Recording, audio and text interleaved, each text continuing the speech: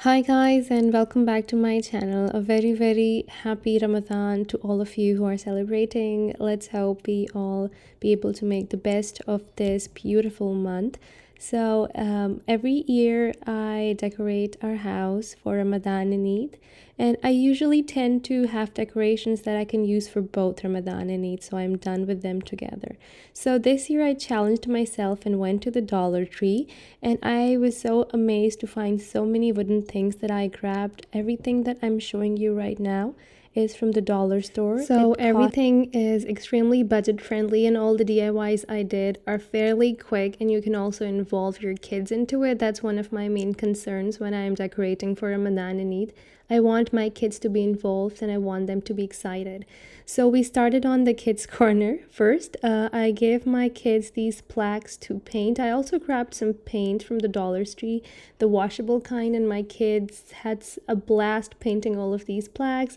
And then I ordered this from Amazon. Actually, I couldn't find chalkboard anywhere, so I am gonna link the roll in the description box. It's really good. And then I just arranged all of the plaques that the kids painted. I added the Ramadan wooden alphabets on them. They're also from the Dollar Tree.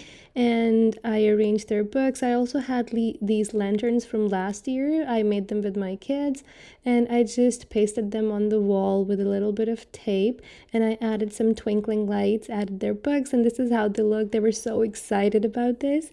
So next I started on the banner that I was going to put in the main area.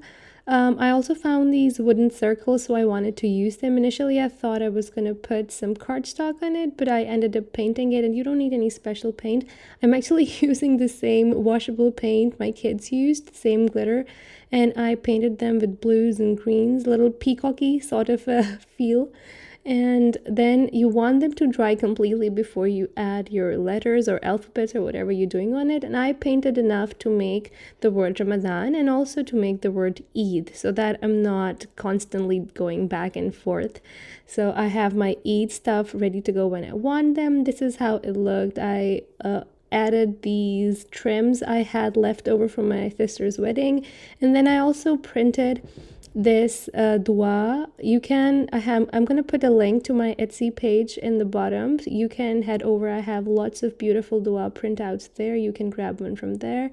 And this is also a frame that I grabbed from the dollar store, and I added the dua there so that everybody can, whenever they go past it, they're reminded to say it.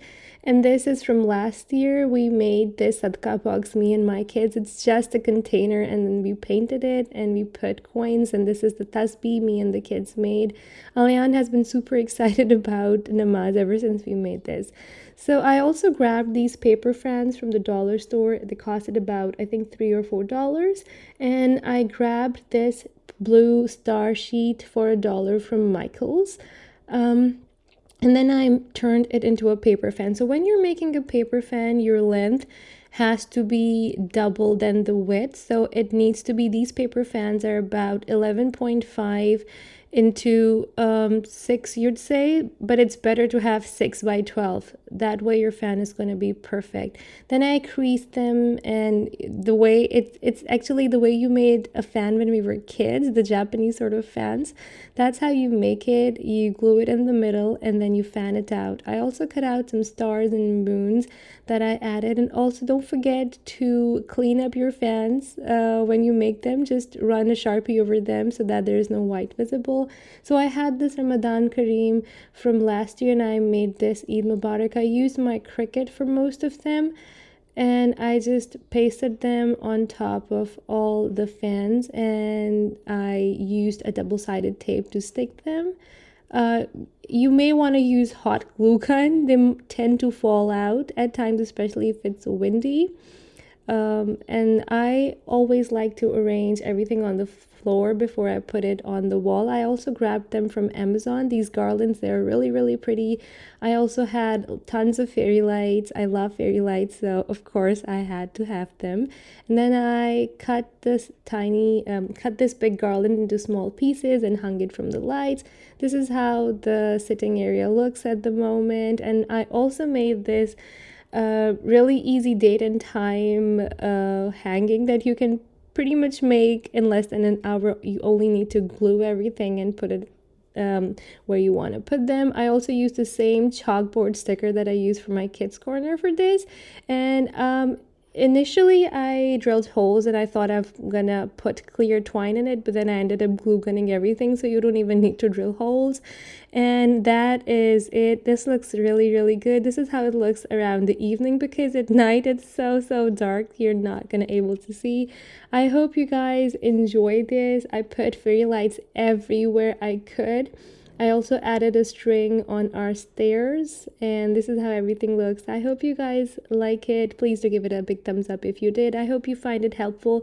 You can still pretty much make anything you want. It's just the first day of Ramadan. So keep me and my family in your prayers. Until next time, the homemaker baker over and out.